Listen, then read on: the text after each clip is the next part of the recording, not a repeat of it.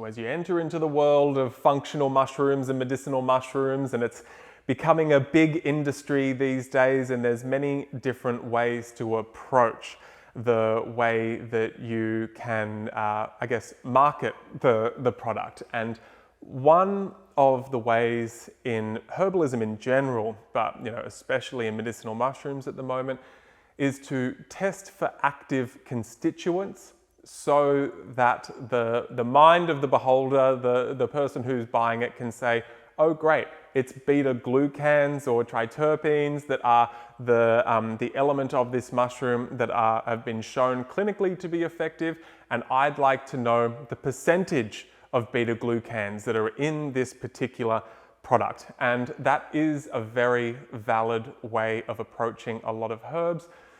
Let me tell you why we don't do it at SuperFeast.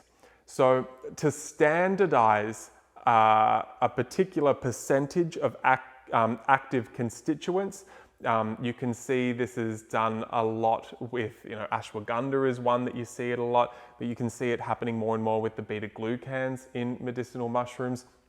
It's because when you are growing in wild conditions, you're going to see, say, that reishi and the array of beta-glucans and the percentage swing a little bit.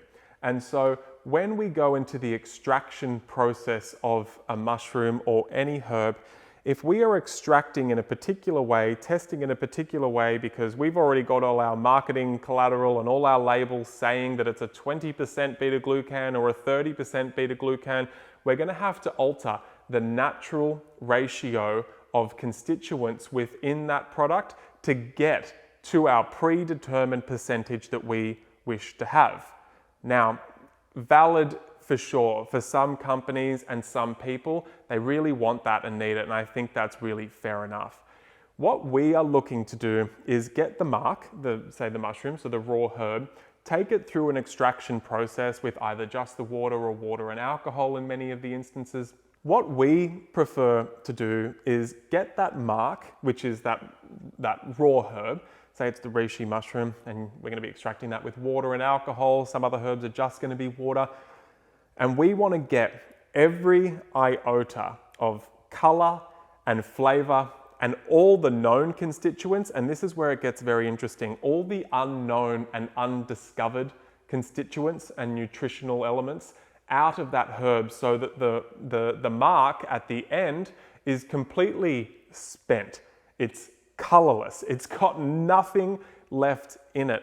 And as has been the way for thousands of years, we didn't know about beta-glucans. We didn't know what the active constituent was. We just know that the full array of those water-soluble and fat-soluble compounds that are within that herb is where the gold is. And we want it to be in its natural ratio because we trust the herb, we trust nature. If we're growing in harmony with nature and that herb has access to the wild and all the elements that are there during its growing cycle, it's got a particular flavor. And that's why there's sometimes slight alterations to the batches of herb and reishi, for example, that we have at SuperFeast. It's the way we like it, because that's then in a ratio that we know and has been said to us traditionally is going to be able to be gobbled up and utilized, and it's recognizable by our body, and it's better for long-term use.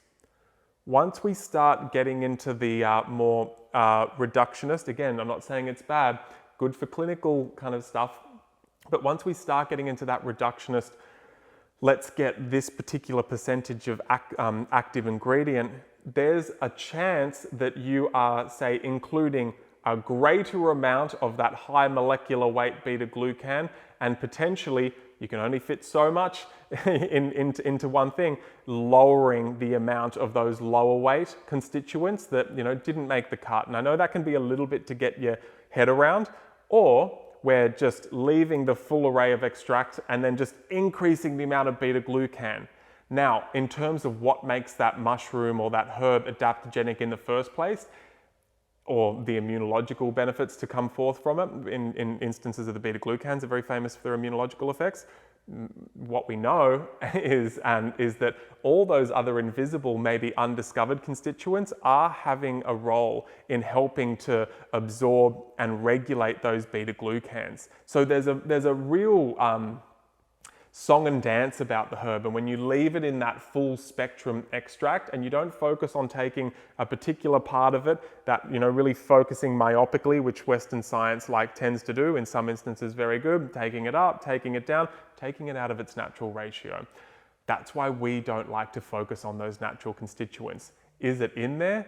Yes, we know it's in there. 100% we know that that is in there. That's why these herbs are famous, and it's been discovered after the fact. It's been discovered that they have these particular active ingredients, but those active ingredients have been there all along. And so we don't really need to start testing for those. Now, the other part around testing for beta-glucans is there's not really great ways to test for beta-glucans, which are those long-chain sugars, the polysaccharides. So the major test that is used is the Megazyme test, and it really doesn't go in and successfully capture the exact percentage. In fact, it's quite hard to replicate. Even with the same batch, the same test, you're going to, a lot of the time, get a different percentage of beta-glucans that are coming out. So it's not really that stable. It's not an advanced science yet. Thankfully, there's some really great work being done in testing labs at the moment to take it into a context where you're actually going to be able to know the exact replicable amount of, say, D-beta-glucan, beta-D-glucan that's in there. The alpha-glucans as well is something you've got to worry about. So a lot of these tests are just not going to be the specific one that is the active constituent that everyone's getting off on. It's going to just test polysaccharides across the board. So we can go deeper into that, and we have more resources we can share with you on that. It's quite a big contentious issue. For us, we find it's a little bit crude at this stage of testing. It's not very honest. We don't want to go into it. We are sitting back into the tradition and doing a full spectrum extract that we know we can guarantee is going to be offering results. We're not interested so much in deep clinical studies. We're interested in you treating symptoms that are lifestyle-based symptoms that are going to keep you out of the clinician's office, and also when you're in a state of prevention and cultivating health, building your physical health and your organ health. That's where we like to sit. And so there's no real need for us, if we sit back into the traditions, to go into that justification of studying the particular percentage so our mind knows that that active ingredient is in there. And we are, sitting in with over 10 years of results with this kind of herb, hasn't let us down yet, and we're going to keep on leaning into that direction.